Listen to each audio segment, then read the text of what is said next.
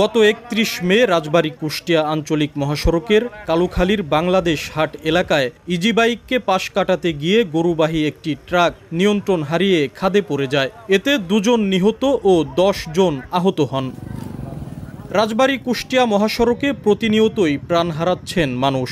যান চালকরা বলছেন, মহাসড়কে ৩ চাকার অবৈধ যান চলাচলের কারণে দুর্ঘটনা বেশি ঘটছে। পাশাপাশি সড়কের নির্মাণ ত্রুটির কারণে সময় মতো গাড়ি থামানো যায় না, চাকা পিছলে যায়। থ্রি হুইলার গাড়িগুলো নিয়ম মানে না, সিগন্যাল মানে না, হুট করে রাস্তার সামনে এসে গাড়ির সামনে চলে আসে, তখন দেখা গেছে ব্রেক করে সারা যায় না।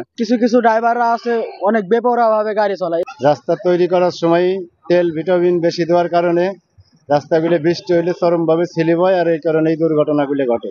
তবে হাইওয়ে পুলিশ বলছে, সড়কের সমস্যা নিরসনের জন্য সড়ক বিভাগের সঙ্গে কথা বলে ব্যবস্থা নেবে তারা। রোশন হাইয়ের অ্যাকশন সাহেবের সাথে আমাদের যোগাযোগ হয়, আমরা ওনার নলেজে দিব। সেটা যদি কোনো ত্রুটি থাকে আর সারানোর জন্য আমরা সংশ্লিষ্ট কর্তৃপক্ষকে বিষয়টা অবগত করব। হাইওয়ে পুলিশের তথ্য মতে রাজবাড়ীর বড়পুল থেকে কুষ্টিয়ার চোরহাঁস পর্যন্ত ৫৫ কিলোমিটার মহাসড়কে গত ১ মাসে ১৭টি দুর্ঘটনায় প্রাণ হারিয়েছেন ১২ জন, আহত অর্ধশতাধিক। আশিকুর রহমান, সময় সংবাদ, রাজবাড়ী।